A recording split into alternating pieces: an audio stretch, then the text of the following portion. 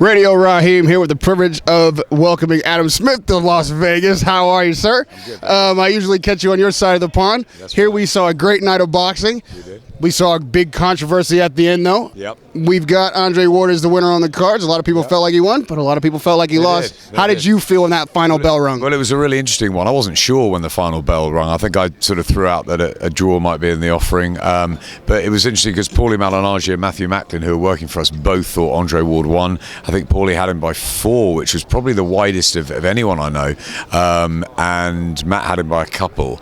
I thought he probably edged it, Ward, but everyone around us had Kovalev way in front at about 8-9 rounds. I turned around and Dan Raphael had him 6-7 up, and it's just the feeling around ringside and HBO as well that Kovalev was well in control, sort of certainly up to 9-10, and that maybe Ward couldn't even drag it back. But I think some of the rounds are so close to score. I think they were really a case of what you like. There was not that much clean landing at times. There was, I thought basically Ward came back so well after what happened to him in the first 6-7 minutes of the fight, and I think that probably with a slightly more of a rhythm in the last few rounds edged it, but it was really close. After the knockdown, a lot of people around me thought that the fight was going to be over any minute. Yeah.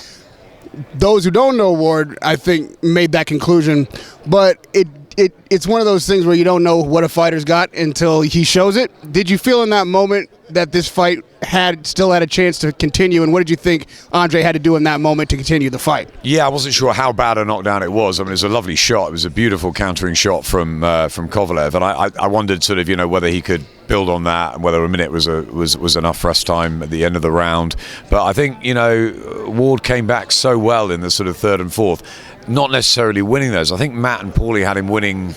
One of them had him winning both the third and fourth, and the other one had him level on one and then winning. I don't know. They were really close rounds, but they got him back into the fight, and that was the key. The key was by sort of round 5, round 6, the knockdown was a thing of the past, and Kovalev couldn't do it again. And then I was surprised that Kovalev was just starting to struggle towards the end. I thought when they got in the ring, I thought he looked twice the size of Ward. I thought, my word, it's not like the weigh-in anymore. He's massive. And I thought the first 3 rounds, Kovalev was in such control that it looked like that was going to happen throughout the fight. But it was funny to see Ward come back at him and from a physical point of view look actually really strong at the end, and I think he ran out of ideas, Kovalev, and I think his stamina was starting to go a bit. So listen, it was a really close fight. How did he score it?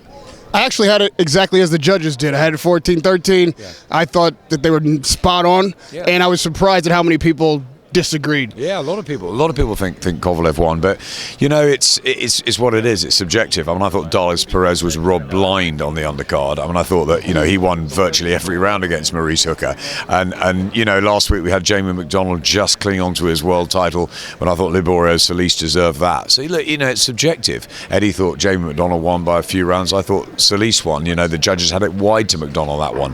I think tonight, whichever way it had gone, you couldn't have complained, but I think probably on the course of the 12 rounds and the fact that he came off the floor, he did better, certainly in the latter part of the fight, the last 6 rounds, than Kovalev. I think it's just about justified, but as I said, if it was a draw, it would have gone the other way. I wouldn't have raised an eyebrow. If we see this one again, as we expect to, is there anything that Kovalev can do to win the fight the next time? Is he, like you said, he felt like he was out of ideas in this fight? Yeah, I think it's a tougher one for Kovalev to come back from, because I don't think he can do a lot differently. I mean, maybe he can, but what I've seen over the last 5 or 6 years, he's a hard puncher, and he's got good skills, but not probably great skills. And Ward has. Ward found a way.